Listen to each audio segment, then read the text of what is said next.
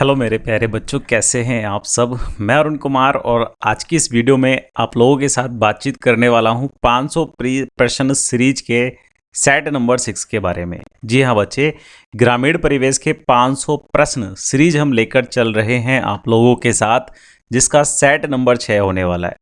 और जैसा कि आप सब बेहतर तरीके से जानते हैं कि हर एक सेट के अंदर हमने 25-25 प्रश्न को या 25 क्वेश्चंस को लेकर आप लोगों के साथ डिस्कशन किया है।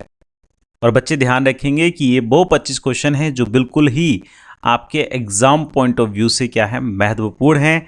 हर एक सेट में हम प्रश्न का लेवल, प्रश्न का स्तर बढ़ाते चल रहे हैं।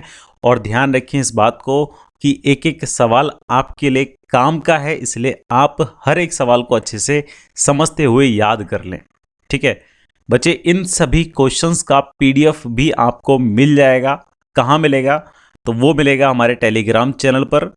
टेलीग्राम चैनल का लिंक नीचे डिस्क्रिप्शन में दे रखा है और वहाँ से जाके आप इसको डाउनलोड कर पाएंगे। ठीक है, वहाँ भी आपको दिक्कत परेशानी आती है डाउनलोड करने में या इसको सर्च नहीं कर पा रहे हैं क्योंकि वहाँ बहुत सारे और भी चीज़ें प्रोवाइड करी जाती हैं, तो आप टेलीग्राम चैनल को ज्वाइन कर लें ताकि वो आपको सारी चीज़ें मिलती रहें। तो मैं बता ये रहा हूँ कि अगर दिक्कत आती है इस पीडीएफ को ढूंढने में, तो ये पीडीएफ आपको वीडियो के लास्ट में भी मिलने वाला है। कैसे मिलेगा मैं आपको बताने वाला हूँ, बिल्कुल वीडियो के लास्ट में बताऊँगा। तो आप वीडियो को लास्ट तक जरूर देखिएगा ताकि आपको वो चीज़ें पता चल जाए कि भैया पीडीएफ कैसे मिलने वाला है। ठीक है, तो चलिए क्वेश्चन की तरफ शुरुआत कर लेते हैं और क्वेश्चन को बड़े ध्यान से आप समझते हुए चलेंगे। एक एक सवाल बहुत काम का होने वाला है, जैसे कि मैं बता भी चुका हूँ। ठीक है बच्चे, अब यहाँ देखो, पहला प्रश्न इसने कहा कि सर्वेक्षण के लगभग मध्य से गुजरने वाली सबसे अधिक लंबी रेखा क्या कहलाती है? बच्चे, सर्वेक्षण के लगभग मध्य से बिल्कुल बीच में से गुजरने वाली रेखा कहलाती है आधार रेखा। क्या कहलाती है बच्चे? आधार रेखा कहलाती है। ग्रामीण परिवेश के ये प्रश्न हैं, तो आपको बिल्कुल भी घबराने की आवश्यकता नहीं है। ग्रामीण परिवेश को हम इन प्रश्नों से ही कवर कर लेंगे जो 500 प्रश्न मैं आपके लिए लेकर आया हूं। ठीक है, तो ग्रामीण परिवेश लेखपाल का बड़ा इंपॉर्टेंट टॉपिक है। आप जानते हैं 25% कवर कर रहा होगा। लेखपाल भर्ती में 8085 भर्ती हैं, उनके लिए बड़ा ही इंपॉर्टेंट ये सेक्शन हो जाता है। ठीक है, चलिए प्रश्न नंबर 2 देख लेते हैं। भूमि सुधार कार्यक्रम को सर्वाधिक सफलता किस राज्य में मिली है? तो बच्चे ध्यान रखेंगे, सर्वाधिक सफलता मिली पश्चिम बंगाल में। जी हाँ, भूमि सुधार कार्यक्रम 1949 में शुरू कर दिए गए थे और उसके बाद 1949 में ही इस कार्यक्रम में कुछ संशोधन करके एक अधिनियम बना दिया गया है, जिसको 1951 में लागू कर दिया गया था। ये बात आप लोग याद रख लेंगे। ठीक है, तो सबसे ज़्यादा जो सफलता मिली, जो सबसे ज़्यादा सक्सेसफुल हुआ, वो पश्चिम बंगाल राज्य में हुआ है। ये बात भी आप याद रखें। प्रश्न नंबर 3 आपसे बोलता है, किस संविधान संशोधन द्वारा भारत में कृषि सुधारों का मार्ग प्रशस्त हुआ? तो बच्चे, मार्ग प्रशस्त होने की बात चल रही है कृषि सुधारों की, तो ये वही क्वेश्चन है जो अभी प्रश्न नंबर 2 में हमने देखा है। 1949 में शुरू हो चुके थे कृषि सुधार कार्यक्रम और उसके लिए एक प्रशस्त मार्ग किस संविधान संशोधन से मिला है? तो भारतीय संविधान में हुआ पहला संशोधन 1951, जिसके माध्यम से ही प्रशस्त मार्ग मिला है किसको? कृषि सुधार को। ये बात समझ आ गई। 1951 में हुआ था भारतीय संविधान का पहला संशोधन, तो ऑप्शन नंबर ए इस क्वेश्चन का करेक्ट आंसर हो जाएगा। बच्चे, प्रश्न नंबर 4 आपसे बोलता है, कौन सा भूमि सुधार भारत में सबसे पहले प्रारंभ किया गया था? देखो था लिखा हुआ है, ठीक है, ये पूरा था लिखा हुआ है। कृषि सुधार जो है सबसे पहले किया गया था भारत के अंदर, तो ध्यान रखेंगे जमींदारी उन्मूलन। जमींदारी उन्मूलन का मतलब है कि जमींदार लोग जिनके पास बहुत सारी जमीन थी, उनका उन्मूलन करना, मतलब जमींदारों की भूमि को और लोगों में बांट देना, वही एक तरीके से जमींदारी उन्मूलन है। वैसे ही रैयतबाड़ी व्यवस्था चलाई गई थी, जैसा कि आप लोग बेहतर तरीके से जानते हैं। अगला प्रश्न में कहा है कि लेखपाल खसरा तैयार करके अगले वर्ष जमा कर देता है, किसके पास जमा कर देता है? ये बात आपसे पूछी जा रही है। बच्चे, खसरा क्या होता है? एक प्रकार का पत्र या पत्रिका जैसा होता है, जिसमें बहुत सारे डिटेल्स कृषि के बारे में, किसान के बारे में, कृषक के बारे में, गांव के खेतों के बारे में, गांव के रास्तों के बारे में, फसल क्या बोई जा रही है उस खेत के अंदर, वो सारी डिटेल उस खसरे के अंदर लिखी होती है, कोड में लिखी होती है, जिसको डिकोड भी किया जाता है और कुछ डायरेक्ट भी लिखी होती है। ठीक है, नंबर डले हुए होते हैं, खसरा संख्या जिसे आप कहते हैं। बात समझ आ गई? तो खसरा लेखपाल के द्वारा तैयार किया जाता है और इसे किसके पास अगले वर्ष जमा कर दिया जाता है? तो बच्चे ध्यान रखेंगे, रजिस्ट्रार कानूनगो के पास जमा कर दिया जाता है। बात समझ आ गई? चलिए अगला प्रश्न कहता है कि उत्तर प्रदेश चकबंदी अधिनियम कब पारित हुआ था? बच्चे बड़ा इंपॉर्टेंट क्वेश्चन है, इसको आप मार्क कर लीजिएगा, इंपॉर्टेंट है, बहुत ही ज़्यादा इंपॉर्टेंट है कि उत्तर प्रदेश में जो चकबंदी अधिनियम है कब पारित हुआ था? 1953 में पारित हुआ था, 1953 में पारित हुआ था। ये बात आप लोग याद रखेंगे। बच्चे अगर एक एक क्वेश्चन आपको वैल्यू दे रहा है, आपके लिए बहुत ज़्यादा फायदेमंद हो रहा है, तो आप इस चैनल को कर लीजिए फटाफट से सब्सक्राइब। ठीक है, सब्सक्राइब करने के साथ ही आप क्या करेंगे, इस वीडियो को शेयर कर देंगे अपने दोस्तों के साथ, और ये वीडियो आपको पसंद आ रहा है तो वीडियो को लाइक बटन दबाकर हमें बता देंगे। ठीक है, कमेंट बॉक्स में अपना कोई भी सुझाव अगर आपका है तो वो हमें बता सकते हैं, और किसी क्वेश्चन का आंसर आपको पता है तो वो भी कमेंट बॉक्स में आप लोग साथ साथ बता सकते हैं। ठीक है, उससे क्या होगा, आपकी नॉलेज बहुत ज़्यादा रीबूस्ट हो जाएगी। कह सकते हो कि आप जो याद है आपको वो हमेशा के लिए याद रह जाएगा अगर आप कमेंट बॉक्स में उसको छाप देते हैं। ठीक है मेरे बच्चे, अगला प्रश्न देख लेते हैं। अगला प्रश्न कहता है कि भारतीय संविधान में जिला शब्द किस अनुच्छेद तथा संदर्भ में प्रयुक्त हुआ है? बच्चे जिला जो शब्द है वो किस संदर्भ में प्रयुक्त हुआ है, किस अनुच्छेद में प्रयुक्त हुआ है? तो इस बात को याद रखेंगे, अनुच्छेद 233।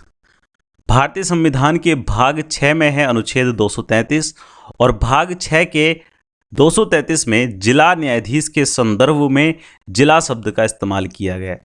जो जिला न्यायाधीश होते हैं, जिला न्यायाधीश के बारे में आप जानते हैं, डिस्ट्रिक्ट जो जज होते हैं, उन्हीं डिस्ट्रिक्ट जज के संदर्भ में, उन्हीं के रेस्पेक्ट में, या उनके लिए कह सकते हो आप, रेस्पेक्ट का मतलब यहाँ पर उनका सम्मान नहीं है, संदर्भ, उनके रेस्पेक्ट में मतलब उनके साथ जिले के इस्तेमाल किया गया है, जिला शब्द का प्रयोग किया गया है भारत के संविधान के अंदर, डिस्ट्रिक्ट का इस्तेमाल किया गया है। तो अनुच्छेद 233 भाग 6 आप याद रख लेंगे। इसके बाद अगले प्रश्न पर देख लेते हैं।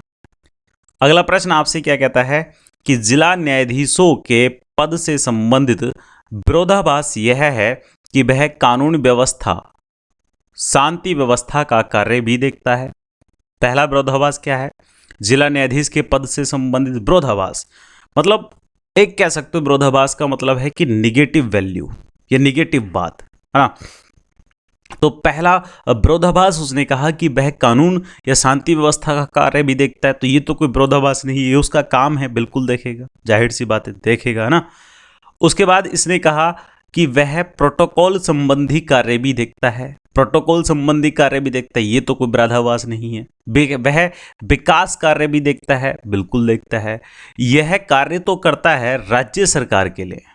बच्चों इस बात को समझो, ऑप्शन नंबर जो डी इसने दे रखा है, वहां क्या बात कही है कि यह कार्य तो करता है राज्य सरकार के लिए, लेकिन उसके पद के शर्तें जो नियंत्रित होती हैं वो केंद्र सरकार से होती हैं। ये इसका विरोधाभास है। बात समझ आ गई? विरोधाभास का मतलब यहां पर यह है कि उसके लिए निगेटिव बात है कि वह कार्य तो राज्य सरकार के लिए कर रहा है, स्टेट गवर्नमेंट के लिए कर रहा है, लेकिन उसके पद की जो शर्तें हैं कि वो पद पर कैसे विराजमान हो सकता है, कैसे विराजमान रह सकता है, उस शर्त को नियंत्रित करती है सेंट्रल गवर्नमेंट, केंद्र सरकार। उम्मीद करता हूं ये सवाल आपको समझ में आया होगा, और समझ में आया है तो फटाफट से बच्चे इस वीडियो को लाइक कर दीजिएगा और दोस्तों के साथ शेयर कर दीजिएगा। ठीक है, चलिए अगले प्रश्न को देख लेते हैं। संभागीय आयुक्त का मुख्य कार्य है, संभागीय आयुक्त, इसका मुख्य कार्य क्या होता है? तो बच्चे ध्यान रखेंगे, इसका कार्य होता है समन्वय, नियंत्रण तथा मॉनिटरिंग। मतलब समन्वय करना, नियंत्रण करना और मॉनिटरिंग करना, ये इसका मुख्य कार्य होता है संभागीय आयुक्त का। ध्यान रखना ये बात। बच्चे आप टेलीग्राम चैनल को ज्वाइन कर लीजिएगा, वहां पर MCQs क्वेश्चंस कराए जाते हैं, क्यूज कराई जाती है, प्रैक्टिस सेट दिए जाते हैं, बहुत कुछ आपके स्टडी मटेरियल प्रोवाइड किया जाता है जो कि आपको किसी भी वनडे कॉम्पिटिटिव एग्जाम्स को क्रैक करने में बिल्कुल मददगार साबित हो जाएगा। ठीक है, नीचे जो फुटर चल रहा है इसमें भी आप पढ़ सकते हैं कि हमारे बारे में थोड़ा बहुत जानकारी ले सकते हैं कि कैसे हम ऑफलाइन क्लासेस कहाँ पर प्रोवाइड कराते हैं और सारी चीज़ें वहाँ पर आप पढ़ सकते हैं। समझ रहे हैं बच्चे। प्रश्न नंबर 10 देखिएगा कि राजस्व प्रशासन का निम्नतम पद कौन सा होता है। राजस्व प्रशासन का निम्नतम पद कौन सा होता है, ये सवाल आपसे पूछा जा रहा है। तो बच्चे ध्यान रखेंगे, निम्नतम पद होता है पटवारी का। देखो, तहसीलदार नहीं होता, रजिस्ट्रार नहीं होता, कानूनगो नहीं होता, पटवारी सबसे निम्नतम पद होता है, सबसे लोएस्ट पद होता है, पोजीशन होती है, डेजिग्नेशन होता है। बात समझ आ गई। राजस्व प्रशासन का, जो कि कह सकते हो आप रेवेन्यू एडमिनिस्ट्रेशन का। ठीक है, सबसे छोटा पद पटवारी का होता है और इसी पटवारी को अब लेखपाल के नाम से भी जाना जाता है, लेखपाल के नाम से भी जाना जाता है। हालांकि पटवारी से नीचे एक अमीन पद भी होता है। अमीन पद क्या करता है, या अमीन क्या करता है, ये कृषि कर या फिर टैक्स वगैरह की वसूली करता है, घर घर जाकर, डोर टू डोर जाकर। लेकिन अब अमीन की वैकेंसी वगैरह नहीं है, ना ही अमीन का अब काम बचा है, क्योंकि टैक्स वैक्स सब ऑनलाइन जमा होने लग गए हैं। इसलिए सबसे छोटा पद किसका, पटवारी का माना जाता है। निम्नतम पद राजस्व प्रशासन का वो पटवारी का माना जाता है। बात समझ आ रही है आप लोगों को। चलिए अगले प्रश्न को देख लेते हैं। प्रश्न नंबर 11 कहता है कि तहसीलदार के प्रमुख कार्य हैं। तहसीलदार के प्रमुख कार्य क्या होते हैं? क्या ऋण का वितरण करना? नहीं। जनगणना तथा राशन वितरण करना? बिल्कुल भी नहीं। भू राजस्व प्रशासन का संचालन करना, ये तहसीलदार का मुख्य कार्य होता है। जमा वसूली वगैरह कोई काम इसका नहीं होता है। इसके अलावा भू राजस्व प्रशासन का संचालन करना, कि किस तरीके से जो भू राजस्व प्रशासन है वो संचालित किया जाएगा। बात समझ आ गई।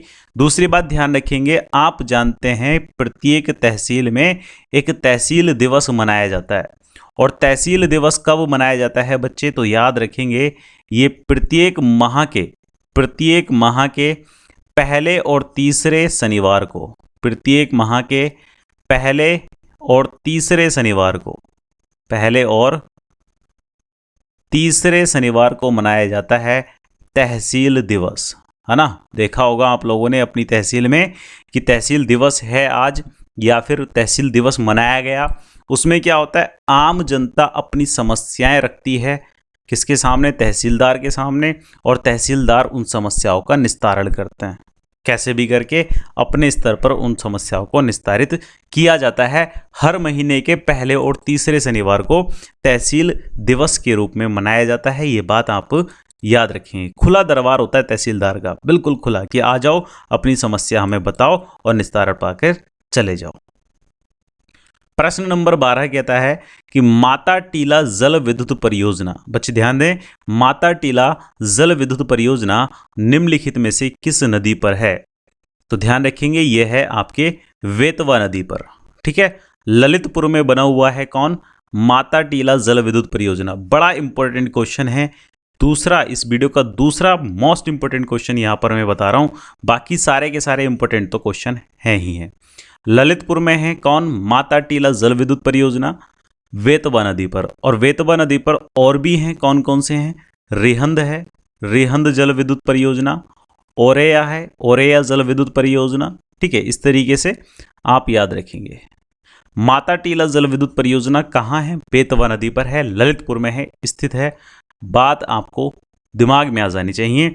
अगला प्रश्न देखें कि वसूली की कीमत सामान्यतः किस स्तर पर निर्धारित की जाती है? वसूली है, वसूली भाई का नाम तो सुना ही होगा तुम लोगों ने, वही वाले वसूली। तो वसूली की कीमत किस स्तर पर निर्धारित की जाती है, ये प्रश्न आपसे पूछा जा रहा है। तो बाजार की कीमत से कम पर, ऑप्शन नंबर ए इसका आंसर हो जाएगा। तो बाजार की कीमत से कम पर निर्धारित की जाती है वसूली की कीमत, ये बात आप लोग याद रखेंगे। ठीक है, अगले प्रश्न को देखते हैं। किसी गांव के भूखंडों को दर्शाने वाला मानचित्र कहलाता है, क्या कहलाता है? किसी गांव का भूखंड है, भूखंड मतलब छोटे छोटे भूमि के जो खंड हैं उनको दर्शाने का जो पत्र है, उनको दर्शाने का जो मानचित्र है वो कौन सा है? तो बच्चे इसका मानचित्र का नाम आप याद रखेंगे खसरा। क्या है? खसरा। बात समझ आ गई? खसरा मानचित्र है जिसमें लगभग 22 खाने होते हैं और मैंने आपको बताया कि प्रत्येक भूमि के बारे में मालिक कौन है, उस भूमि में कौन सी कृषि उगाई जाती हैं, उस भूमि में सड़क कौन सी जा रही है, ठीक है, वो सारी जानकारियां उसके अंदर होती हैं। नंबर से दिया होता है, हर एक चीज़ नंबर डिजिट के माध्यम से दे रखी होती है, ठीक है, कोड के रूप में होती हैं सारी चीज़ें। अगला प्रश्न कहता है भूमापन के दौरान एक जरीब की लंबाई पूरी हो जाने की अस्थायी निशानी के रूप में जिस यंत्र का प्रयोग किया जाता है, जिस यंत्र का प्रयोग किया जाता है वह क्या कहलाता है? तो बच्चे वो यंत्र कहलाता है सुआ। जी हाँ, भूमापन की एक इकाई है या कह सकते हैं एक जरीब क्या है? भूमापन करने की एक पद्धति है। और जब भूमापन पद्धति पूरी हो जाती है, लंबाई पूरी हो जाती है, तो अस्थायी रूप से एक निशानी बना दी जाती है उस यंत्र के द्वारा। तो उस यंत्र का नाम क्या है? सुआ। जैसे होता है ना, अगर आप कोई ज़मीन या कुछ भी लंबाई किसी चीज़ की नाप रहे हैं और आपका पैमाना क्या हो गया, पूरा हो गया, तो वहाँ पर आप एक निशान बना देंगे किसी भी तरीके से, अस्थायी निशान। और जैसे ही अस्थायी निशान बनाएंगे, अब इस पैमाने को उठा के आगे रख देंगे, फिर एक निशान बनाएंगे पैमाना पूरा होने के बाद, फिर आगे रख देंगे वहाँ से। तो वैसे ही अस्थायी निशानी के रूप में जिस यंत्र का प्रयोग कर रहे हैं वो क्या कहलाता है? क्वेश्चन ये पूछा जा रहा है, सुआ कहलाता है। बच्चे याद रखेंगे आप लोग, ठीक है, क्या कहलाता है? सुआ कहलाता है, याद रखेंगे आप लोग। बात समझ आ गई?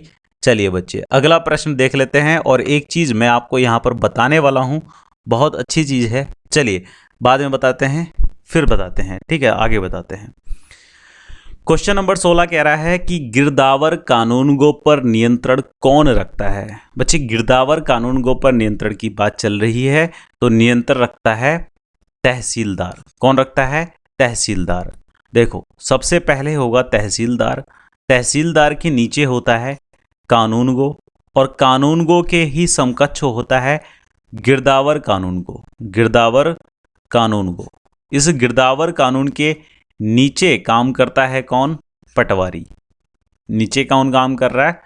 पटवारी काम कर रहा है। बात समझ आ गई? बहुत बढ़िया। पटवारी या लेखपाल सॉरी, है ना। अगले प्रश्न में कहता है कि पटवारी के कार्यों का निरीक्षण कौन करता है? तो पटवारी के कार्यों का निरीक्षण कौन करेगा? अभी अभी हमने देखा कि गिरदावर कानूनगो पर नियंत्रण रखता है तहसीलदार, और पटवारी पर नियंत्रण रखता है कौन?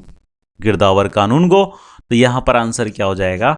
गिरदावर कानूनगो इस क्वेश्चन का आंसर हो जाएगा। बात समझ आ गई मेरे बच्चे? गिरदावर कानूनगो इस क्वेश्चन का आंसर हो जाएगा। चलिए अगला प्रश्न देखते हैं। और अगले प्रश्न से पहले फिर मैं आप लोगों से कहना चाहूँगा कि अभी तक आपने चैनल को सब्सक्राइब नहीं किया है तो फटाफट से कर लीजिए, देर मत कीजिएगा, और बेल आइकन का बटन भी दबा दीजिएगा ताकि कोई भी वीडियो आप लोगों को सबसे पहले मिल जाए, जो भी अपलोड किया जाएगा सबसे पहले मिल जाए, ठीक है। प्रश्न नंबर 18 देख लो। एक पटवारी का सीधा संबंध होता है किसके साथ? पटवारी का सीधा संबंध किसके साथ होता है? तो बच्चे ध्यान रखेंगे, पटवार हल्के से सीधा संबंध होता है पटवारी का। हर एक पटवारी को पटवार हल्के मिले होते हैं, जैसे एसआई दरोगा को हल्के मिले होते हैं, क्षेत्र मिले होते हैं, क्षेत्र को ही हल्का कहा जा रहा है, तो पटवारी को भी हल्के मिले होते हैं, ठीक है। हालांकि पटवारी का नाम लेखपाल है आज की डेट में, मैंने बताया। अगला प्रश्न देखो। प्रत्येक गांव की सारी जानकारी का मानचित्र होता है प्रत्येक गांव की पूरी डिटेल, कंप्लीट डिटेल का मानचित्र होता है किसके पास? पटवारी के पास। प्रश्न नंबर 19 का आंसर सी बिल्कुल सही हो जाएगा। इलाके का सारा रिकॉर्ड किसके पास होता है? भैया इलाके का सारा रिकॉर्ड भी किसके पास होता है? पटवारी के पास होता है, याद रख लीजिएगा आप लोग। अच्छा, पटवारी जो ये पद्धति है, या फिर कह सकते हैं आप पटवारी की जो व्यवस्था है, ये शुरुआत किसने की थी? तो ये शुरुआत की थी शेरशाह सूरी ने। किसने शुरुआत की थी बच्चे? शेरशाह सूरी ने शुरुआत की थी पटवारी पद्धति की। हालांकि जब चौधरी चरण सिंह की सरकार आई तो चौधरी चरण सिंह की सरकार ने पटवारी शब्द को, पटवारी पोस्ट को हटाकर बना दिया गया क्या? लेखपाल। ठीक है, पटवारी की जगह पर नियुक्त कर दिए लेखपाल। दोनों चीजें एक हैं, काम सबका एक है, बस फर्क इतना है कि उसे पटवारी कह रहे हैं, इसे लेखपाल कह रहे हैं। ठीक है, अगला प्रश्न देख लेते हैं। ब्रिटिश भारत में प्रथम राजस्व मंडल किस प्रांत में स्थापित किया गया था? प्रथम राजस्व मंडल किस प्रांत में स्थापित किया गया था भैया? पश्चिम बंगाल में स्थापित किया गया था ब्रिटिश भारत के दौरान। ठीक है, याद रखना आप लोग। अगला प्रश्न, राजस्व मंडल तथा राजस्व प्रशासन से संबंधित कार्यों में राजस्व से तात्पर्य है? किस चीज का राजस्व? राजस्व क्या है? रिवेन्यू इसको बोलते हैं इंग्लिश में, है ना। क्या बोलते हैं? रिवेन्यू इसको इंग्लिश में बोला जाता है। अब इस रिवेन्यू या राजस्व का मतलब क्या है? भू राजस्व तथा कृषि। ऑप्शन नंबर सी इस क्वेश्चन का आंसर हो जाएगा। अगला प्रश्न, जरीब सर्वेक्षण में क्षेत्र को किस ज्यामितीय आकृति में बांटकर मापना आसान होगा? किस आकृति में बांटकर मापना आसान हो जाता है? किसमें?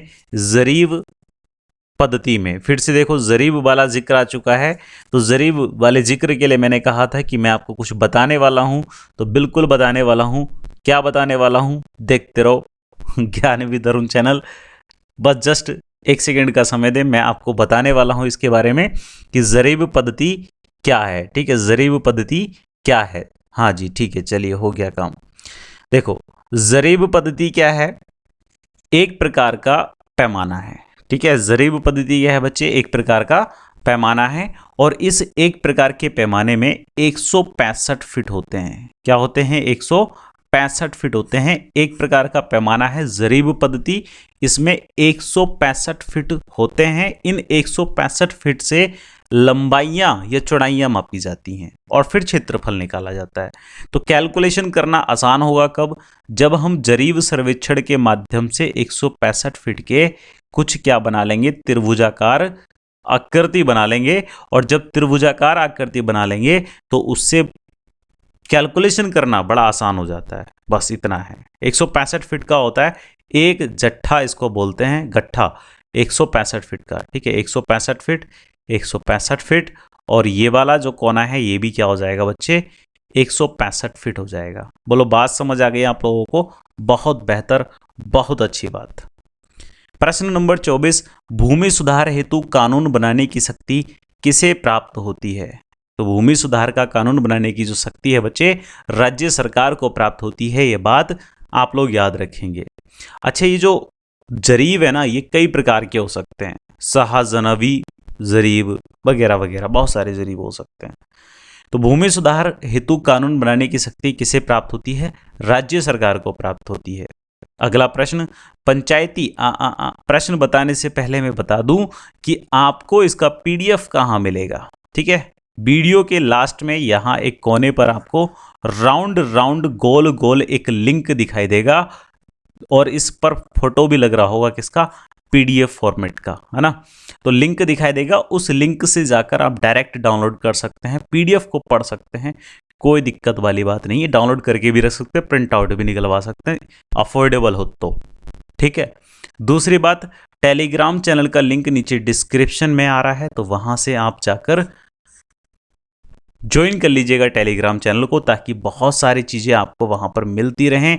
काफ़ी लोग वहां पर जुड़े हुए हैं जो कि फ़ायदा उठाते हैं स्टडी मटेरियल का जो उनको दी जाता है। ठीक, दूसरी चीज़ याद रखेंगे कि चैनल को सब्सक्राइब करना है भैया, ये तो काम नहीं भूलना। सबसे बड़ा काम तो यही होता है, सबसे भूलने का काम भी यही होता है। ठीक, दूसरा काम शेयर करना है इस वीडियो को। एक काम शेयर करने का भी करना है, और वीडियो को लाइक भी करना है। कमेंट करके आपको अपना सुझाव हमें बता देना है, और कह सकते हैं कि आप कमेंट बॉक्स में कोई डाउट आपका रह जाता तो वो भी हमसे पूछ सकते हैं, कोई दिक्कत वाली बात नहीं है। पंचायती चुनाव में उम्मीदवारों की न्यूनतम आयु सीमा होनी चाहिए, कितनी होनी चाहिए? तो बच्चे इस क्वेश्चन का आंसर हो जाएगा 21 वर्ष। Option number D. पहले भी मैं ऐसे क्वेश्चन बता चुका हूं आप लोगों को, उन वीडियो को भी आप अच्छे से देख लीजिएगा। यहाँ पर वीडियो के लास्ट में फॉर्मेट मिल जाएंगे कि कहाँ से आप वीडियो देख सकते हैं। ठीक है, चलिए बच्चे, मिलते हैं आपसे नेक्स्ट वीडियो में। 25 प्रश्न हमने यहाँ पर आपके लिए तैयार किए थे जो कि काफ़ी वैल्यूएबल हैं, और अगर आपको वैल्यू दे रहे हैं तो आप चैनल को सब्सक्राइब कर लीजिएगा। ठीक है, तो ये 25 प्रश्न आप अच्छे से रीड करें, पढ़ें और चाहें तो कॉपी में नोट डाउन भी कर सकते हैं। ठीक है, पहले के सेट में भी आप पढ़ लें और आगे आने वाले सेट में भी आप अच्छे से इनको कर लीजिएगा। Take care, all the best, जय हिंद, जय भारत। मैं अरुण कुमार, आप देख रहे थे ज्ञान विद अरुण।